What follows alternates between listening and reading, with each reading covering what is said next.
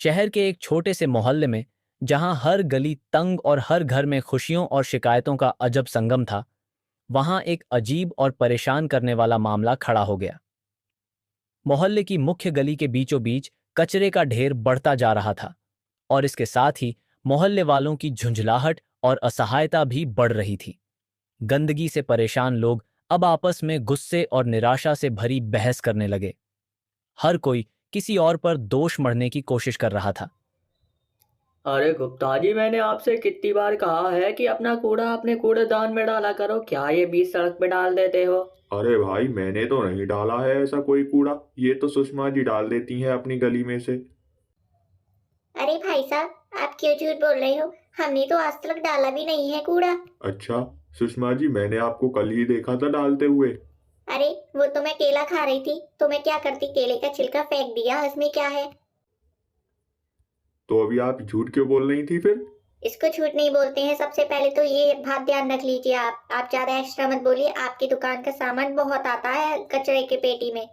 ऐसी तो कांता आंटी ने भी अंडे के छिलके फेंके थे, तो क्या मैं उनके घर पे जाके कहूँ कि यहाँ पे छिलके न डालें? अरे सुषमा, तुम हमारे को क्यों शामिल कर रही हो अपनी लड़ाई में? तो फिर आप ही बताइए, क्या करूं फिर मैं? अरे तू कुछ मत कर। इन लोगों का क्या है, कहने का काम है। इनकी बातों पे ध्यान मत दे। हर व्यक्ति खुद को निर्दोष और दूसरों को जिम्मेदार साबित करने में लगा था। मोहल्ले का माहौल कड़वाहट और आरोप प्रत्यारोप से भर गया था। अरे माँ, क्या हो गया आपको? आप इतनी नाराज क्यों हैं? अरे क्या बताऊं बेटा, मैं तो इन गली वालों से तंग आ गई हूँ। पता नहीं अपने आप को कुछ तीस मार खा क्यों समझते हैं। क्यों माँ, ऐसा क्या हो गया आपके साथ? अरे, वह चीज वाले गुप्ता जी है ना, वह कह रहे थे मुझसे कि गली में कूड़ा मैं डालती हूँ, बल्कि कूड़ा तो कांटा आंटी डालती हैं। अरे, बस आप इतनी सी बात में टेंशन ले रही हैं। इन मोहल्लों वालों का क्या है, ये तो बस भौंकते रहते हैं। वैसे वो गुप्ता जी आपसे ऐसे क्यों कह रही थी माँ?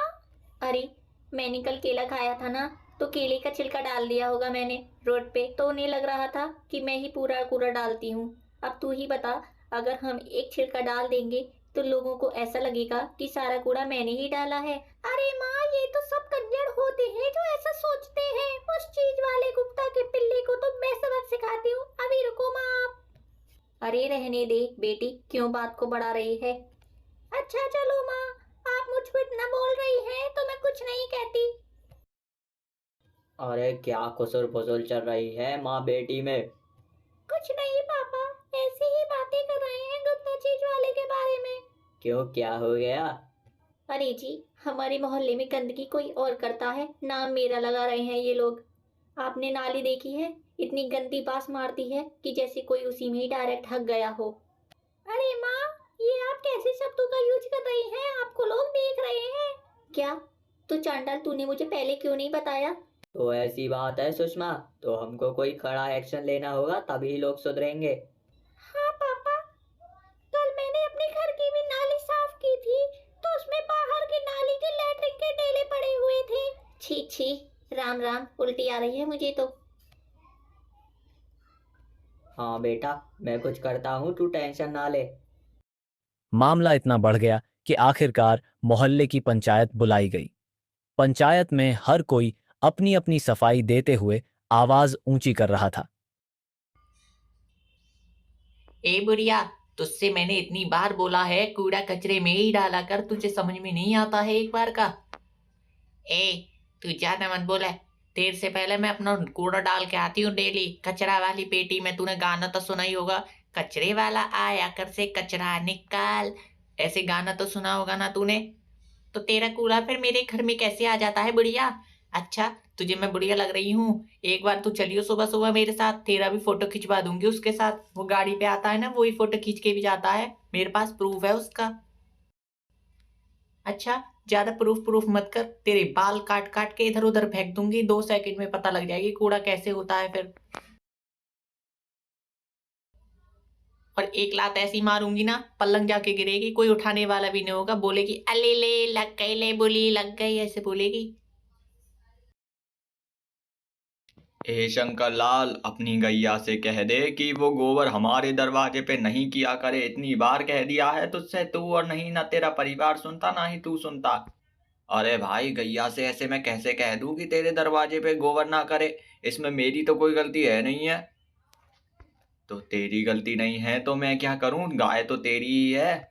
अच्छा, तो ऐसे तो तेरी जो जितने भी तेरे शरीर के बाल हैं वो सारे मेरे नाली में बहते हैं, तो क्या मैं तेरे बालों से कहूं कि बाल मत आना मेरे नाली में? अच्छा, जवान लड़ाता है तू? तुझसे मैं जो पूछ रहा हूँ उसका आंसर मत दियो, ज्यादा ही एक्स्ट्रा बोल रहा है। एक चांटा पड़ जाएगा तेरे। हाथी जैसे बाल कर रखे हैं, नाली जैसी नाक है। इन राक्षसों जैसे बालों को कटवा ले, इसी की वजह से सबसे ज्यादा पानी खत्म हो रहा है हमारी धरती का।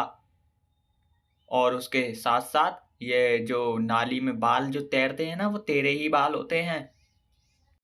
मोहल्ले में बढ़ते तनाव के बीच गुड़िया, जो मोहल्ले की सबसे छोटी बच्ची थी और सबकी प्यारी भी, चुपचाप कोने में यह सब देख रही थी। उसकी मासूम आंखों में चिंता और हैरानी थी। अचानक उसने उठकर मासूमियत से पर गहरी समझ लिए कहा, अगर आप लोग अपनी जिम्मेदारी खुद निभाते तो ये झगड़ा कभी नहीं होता। हर किसी को अपनी गंदगी खुद साफ करनी चाहिए।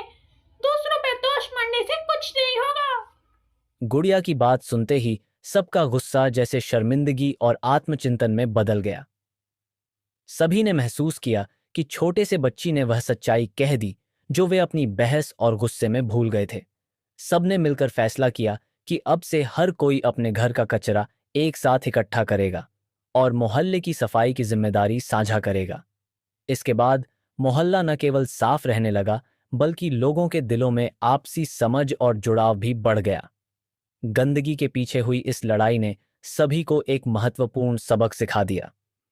जिम्मेदारी से जीना ही सच्ची सफाई और अच्छे रिश्तों की कुंजी है।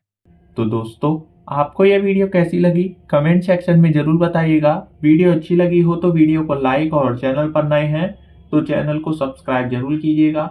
मिलते हैं अगली वीडियो में, तब तक के लिए जय हिंद, जय भारत।